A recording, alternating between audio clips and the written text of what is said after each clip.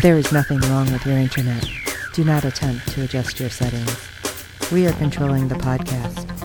We control the squealing and the screams. We can make your heart flutter, your eyes blur from tears, or sharpen your mind to crystal clarity. For the next hour, sit back. We are in control of what you hear. We repeat, there is nothing wrong with your settings. You are about to experience the awe and mystery known as the female mind. You are now entering the Fangirl Zone.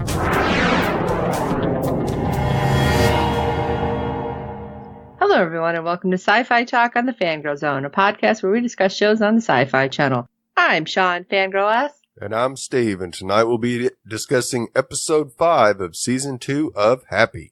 Oh my god. I don't know if they can they just keep finding ways to top themselves. We keep saying that, but I know. I mean, and I do want to say last episode, we totally missed a really effed up moment where Sonny was showing his little preview for the Easter show. Right. And he goes to Cap and we see Cap's video. So apparently Cap is either a cannibal or he's killing somebody. What the hell was that? Right. And why was Sonny in like fishnets and curlers? I don't know what the hell that was about. And why are fishnets a thing? Because they're coming back in this episode. Right. And although these had rhinestones, I don't know if they were the ones that the same things last episode. But oh my God. Seriously? This is so, I don't even know. That's what it is. Okay. And yet again, Christopher Maloney's ass. So Yep. There you go. There you go. So let's talk about ratings news before we talk about his butt. All right. Episode 5 brought in a 0.09 in adults 18 to 49 with 0.310 million viewers, making it the 77th rated cable show for the day. Now on the Live Plus 7, it was 11th in viewers percentage gain, going from 0.303 to 0.664 million viewers for an increase of 118%. That's pretty good. Yeah. And I think a lot of people are watching it going, oh God, I can't watch this when anybody else is around. So I'll have to watch this later. I think that's really what it is. Oh, absolutely. Absolutely. It's got to be what it is, because this is messed up. You can't have kids around. You can't have no. Oh my God, parents no. around. Can you Probably imagine loved ones, unless they're as demented as you. Well, okay. My husband, who knows the weird shit that I watch, just walked in and it's like, what the hell? Yeah. And just turned around and walked out. And he's like, oh God, no. So I don't even know. I mean, you got to be in on this from episode 1. Yeah.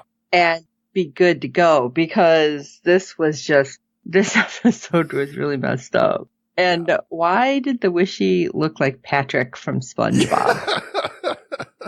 Like, was that done on purpose? Was it just kind of a generic thing and it just worked out that way? I feel bad for Patrick now. I don't know. Absolutely. Yeah. Oh, God. Okay, so let's jump into episode. Oh God. That's what this should have been called, episode. Oh my God. Yeah. It's episode 5, 19 hours and 13 minutes. Saxy the Jelly and Trips, BD, all of it. And all on Haley's birthday, Amanda makes a breakthrough. Did she though? Yeah, I don't think so. Poor Sax. Maybe made on her. Yeah, okay. So, poor Sax. So we open with him laying there naked with our Patrick looking wishy, where he's only wearing fishnets. Thankfully he wasn't wearing high heels. I'm like, I don't know, maybe he was at a Rocky Horror Show. And he's crying. And then it's like 19 hours and 13 minutes ago, and we get to go backwards. It's like, okay, because I'm definitely going to need some context with that. Oh yeah. Oh, and apparently after his wild bathroom encounter, gonna leave it there, at Mary's house, he's gone. He didn't even go out the door. Apparently he went out the window. Right. Because Mary and Dayglow Doug are like, what just happened? Where is he? After they found the empty jelly jar. Oh, right. Okay, maybe you should have stashed it Or told Sax, don't eat it. I don't know. Yeah, put a label on it. Do not eat. Do not eat, yes. Right, something. Oh, God. I'm like so disgusted thinking about that anyway. So, what do? Oh, let's head to Shine Tower. And Dago Doug is like, how about you just lend me some money? I can go to Schenectady. Far away from here as possible. Right, I hear it's beautiful this time of year. And she's like, listen, I know you're scared. Calm down. Because here's the tape. Because now you don't have an issue anymore. Well, that's great. But you'd think maybe he'd want to burn it or something or rip it apart. Right. Destroy it right then and there. Right. That doesn't happen. So it kind of like, this is going to come back and bite us, isn't it? Yeah. And he happened to be watching Sunny Shine, which I don't know if you noticed the opening graphic. Why did the Wishy have a rainbow coming out of its butt? Yeah. Really good question there. Like, what is happening? But they notice that there's 4 Wishies, and she's like, wait a second. I emptied my gun into that one. Who's inside of it walking around then? It's like, head scratcher there. Yeah. So, unless they reproduce. I don't want to think about that because it's creepy as it is. Yeah. So we get to go out on the street and we see Happy. He's just bouncing around looking for Nick. It's like, how did you lose everybody? Right. But off he goes, and he runs into a bakery. He's like, oh, that looks so good. And he starts prattling off, and then he's like, oh my God, it's Haley's birthday. Really hard to believe that everybody completely forgot that it was Haley's birthday. Right, because we flip to Haley, and she sees her mom sleeping, and she's like, oh, great. So she's making her own breakfast, or trying. Not exactly successfully. No. Poor kid. Yeah, I felt bad for her because she's trying to make waffles and it didn't work. No. But we have Nick, who's totally tripping balls, and Amanda, who just seems dead to the world. And Haley's like, this sucks. I hate everybody right now. Right. And speaking of Nick tripping balls, he's walking down the street in no pants. Right. Which I don't know if it's a continuity error or if it's supposed to be like what he thinks is happening. Like, because every so often we see him in pants. So I'm not sure which it is. Right. And this particular moment, he's hiding behind a lamp pole from some weird elephant. And it's like a Dali painting or something. Right. All that these is stuff of nightmares. Dali paintings coming to life in his head. So, yeah, he's not in a good place here. No. Stuff of nightmares. Yes. And then suddenly this group jumps them out of a van. He's like, get inside. They're all wearing Hillary Clinton masks. And he's like, I don't have time for this. They're like, get inside. And it's like, oh, great. Now who's trying to kidnap him and what the hell's going to happen? Right. Like, this is what we need. But maybe it's some guilt. Or maybe it's just the wishy blood. Who knows? Right. Because it happens to be 3 dead dudes that he offed. Was it back in the poker game last season? Yep. And they're like, yeah, well, now you need to make up some stuff. And they slide him an envelope. And inside the envelope is Sunny Shine's picture. Like, you need to take care of this. Now, I honestly thought, okay, maybe he didn't actually kill these people. And these are like, this is really happening. Right. Kind of like the rabbi. Right. And it's like, oh. No, that's not what this is. No. Because when we're seeing Nick's watch melt, doing a dolly, and like the guns melting, it's like, what is happening? And he gets kicked off. It ends up being a bus. And again, he's not wearing pants. It's like, oh, this really isn't a thing. This is all in his head. Right. Because I'm thinking, when they're telling him, oh, you have to kill Sunny Shine. He was just going to be like, already on my list, guys. Yeah. Oh, but you forgot. It's your daughter's birthday, too. Right. That's when you're like, oh, okay. Yeah. This isn't what I was thinking it was. This really is all in his head. Yeah. Especially when he's like, driver, take me to the place with things that kids like. It's like, oh, really? That could land you in jail, buddy. I mean, I'm just throwing that out. Dress the way you are, Nick. Yeah. Right. Speaking Hawaiian of jail. T-shirt and fishnets on the legs, and that's about it. So, yeah. I haven't even gotten there. That's the next thing, which I think is hilarious. Because when the bus kicks him off, he going into, it was, a fetish shop? And he walks out the fishnets and underwear on at least. Yeah. But I love that there's some, like, extra in the background that's just taking pictures of him as he walks by. I'm like, I wonder if that was intentional or if it's just like, just act like whatever you would do if you were in this situation. Right. It's like, what the hell? Hey, that's what most people would do these days. That's true. That's very true. Yeah. So, blackmail him and get money off of him. Or to put it on YouTube, like, oh my God, did you see this? Right. So, speaking of prison, let's just trot on over there and see Blue, or Orcus in this moment, just really talking up his army and using their shared lust of death and blood to bomb them. It's like, how did he get all of these different people together? That's what I'm wondering. Like, what do you say to get all these groups to work together? Because these people are going to, like, take each other out. You would think, but I think they're all more scared of what he can do than anything else. So they're just falling in line going, yes, so do sir, you think yes, sir. Do you think the Russians basically told everybody, like, they're the ones who started to spread what happened? Oh, absolutely. Interesting. But apparently he wants the perfect brotherhood of terrifying men, rapists, murderers, army. Yes, just the perfect crowd. And right when he's in the middle of the speech, oh my God, I don't believe I'm saying this.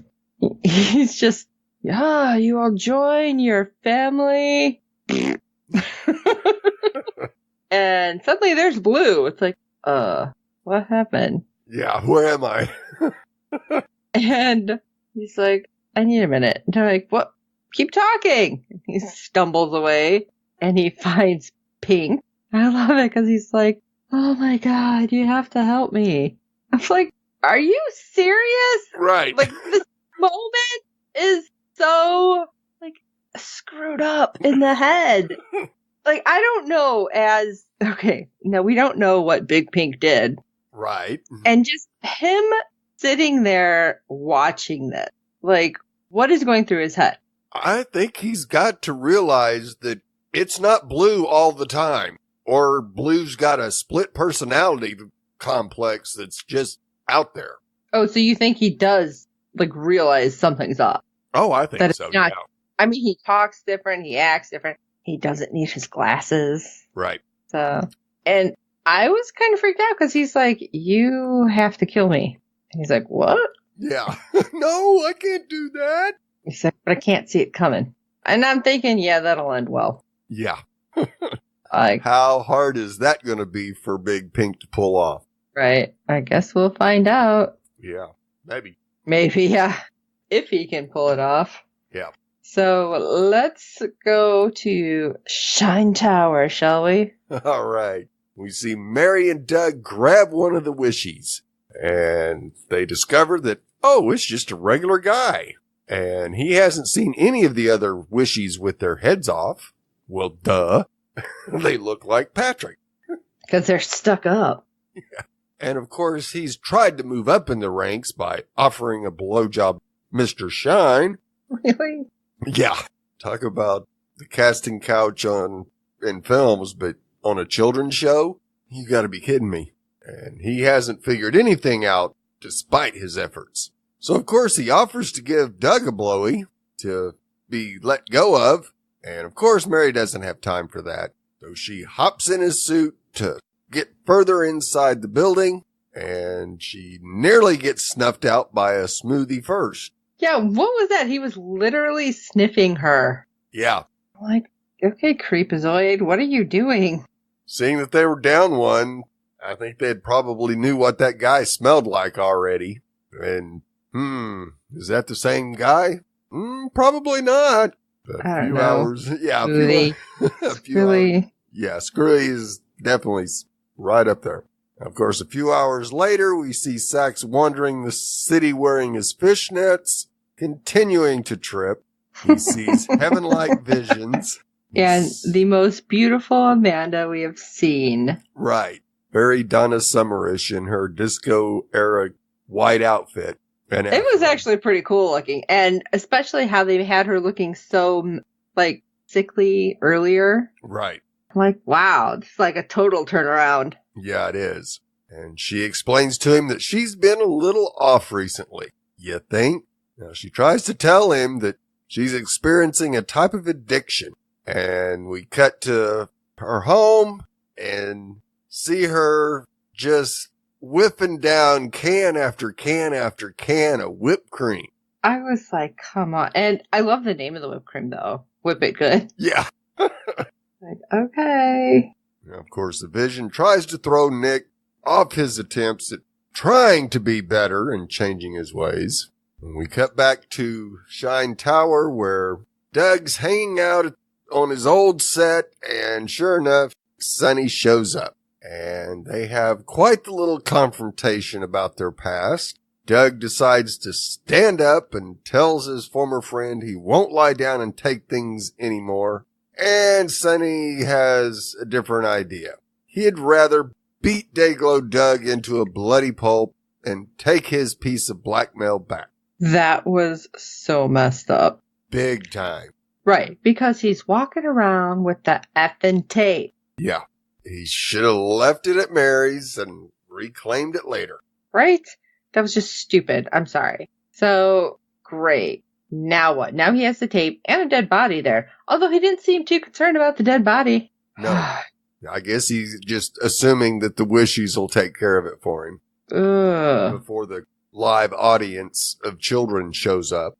Oh my god, I didn't even think about that. Because that's like in the... Yeah, that's in the whole studio. Yeah, that's the Lord. set. Like, I wasn't even putting that together. That's messed up. Yeah. Okay. Well, let's talk about Happy. Let me get my mind off this and talk about Happy, which this gets all sorts of messed up too, but we'll get to that. So apparently we get all sorts of cameos, and I did not realize this. Right. Because Happy's at a bar, and it seems to be, it's a real bar, but it's like an imaginary friend bar. Right. Which we have comedian and Roastmaster General Jeffrey Ross playing a pile of sticks at the bar. And that's what it was. Yeah, I know. It's like, it reminded me something out of Blair Witch. Right. And him and Happy are drinking, and Happy's drinking out of a sippy cup. And you had one of those, like, what are those called? Like drawing, I want to say drawing, not a model, but because it's like one of those dolls, because it has no face, no hands. Right, yeah. And that was the bartender. Yeah. And like Happy's gets a drink set to him by Bo Peep, and all of a sudden, you know, the stick's like, you take the drink and go talk to the lady. Yeah. It's like, okay. So he goes down to talk to Peep, and in comes a giant, angry, smoking baby, who I did not know was Weird Al. And he's really ticked off that Peep is cheating on him, and I love it because she's like, we had one date. I totally regret it. Right. Happy manages to get a fight, just a whole bar brawl started. Right, yeah. Which is pretty hilarious because he stayed out of it, but you just see all these imaginary friends. Just going to town on each other. Oh, yeah. I love the rubber, was it the rubber band ball? Yeah. That was bouncing all around. I'm like, oh my God, what is Happy? What is happening, Happy? That's what I meant to say. The big baby chasing him. He still manages to somehow not get crushed, gets out of there with Bo Peep as well. Right? I love it. She's like, oh, that was great. Oh my God. What did you guys just do? Yeah. Now I'm going to be thinking about imaginary friends at bars. Now we're going to go into a bar and be like, okay, what's actually in here? Right. Maybe if you drink enough. Well, apparently, Anne Margaret did say, if you drink enough of the Green Fairy, you're going to see them all. So roll the dice there. And speaking of seeing things, at home, Amanda's doing whippets. And she's flashing back to Shine Tower. Think her memory might be coming back. She sees the Wishies and herself, barely clothed, coming out of a white sack. What is with the taffy crap? Right. And it was creeping me out. Oh, yeah. And you have to wonder, did the Wishies do something nefarious to her? God, don't say that. Has she been infected in some way? Yeah, she's acting like it, that's for sure. Cringing. I know. Cringing over here. well, whatever. It's really just jacked up her life. Yes, And it has. apparently, managed to trickle down to Haley. Like Haley didn't have enough crap happen recently. Yeah. Mary, we check in on Mary Wishy, who happens to sneak her way into the inner shine sanctum. And there it is, the blackmail tape library. Yeah. There were some interesting names up there. Oh, yeah, there sure was. Leonardo DiCaprio, Taylor Swift, Misha Barton, Aziz Ansari, David Tennant. I'm like, what? Yeah, no. I want to know. Yeah. And then there's that Ban Ki-moon and a PP tape. I'm like, come on. But I'm like, David Tennant. Actually, the first name my eye actually went to was the one right next to the one he was putting away, which was Taylor Swift. I'm like, what? Yeah. But she is most interested in Cap G's, an network exec. Yeah.